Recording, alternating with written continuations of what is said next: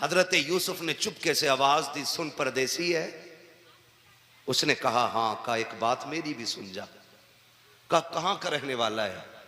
उसने कहा किनान का रहने वाला हूं। इतना सुना आंखों में चमक आ गई, बेशक बेशक रब का शुक्र अदा किया। बेशक। कहने लगे किनान में याकूब को जानते हो? उसने कहा उन्हें कौन नहीं जानता। कहा भी वो कैसे हैं? तो उसने कहा तुम्हें क्या बताऊं, उनका एक बेटा था यूसुफ, बेशक वाह। जो उन्हें जान से ज्यादा प्यारा था।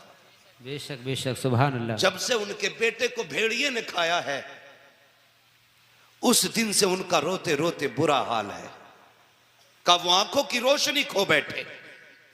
हजरत यूसुफ अलैहिस्सलाम ने इतना सुना आंखें अश्कबार हो गई, लेकिन संभाला खुद को राज रखना था। आपने एक पैगाम किसी शय पे लिखा, वो चमड़ा था या लकड़ी थी या पत्ते थे, उसमें बिस्मिल्लाह लिखा अपना पैगाम, और लिखने के बाद कहा कि जाके ये याकूब को दे देना। जब वो ताजिर लेके उस पैगाम को चला, किनान आया, आकर के वो खत वो पैगाम हजरत याकूब को देना भूल गया। जो है सब 3 दिन हो गए, ख्वाब में हजरत यूसुफ तशरीफ ले आए। वाह वाह बेशक सुभान अल्लाह। कहा यार भूल गया मेरा पैगाम, तूने पहुंचाया नहीं।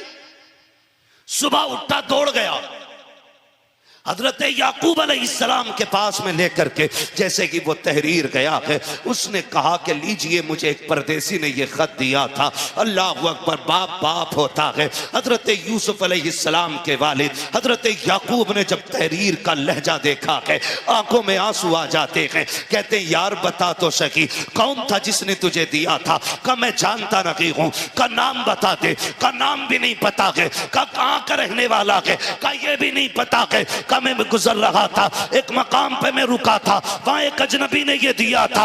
अल्लाह अकबर। हजरत यूसुफ जब रोए, उसने कहा था रोने की बात क्या है? कहा तू नहीं जानता है, इसकी तहरीर से अपने का पता लगता है। ऐसा लगता है जैसे किसी अपने का लहजा है, ऐसा लग रहा है जैसे किसी अपने ने मुझसे कुछ कहा है।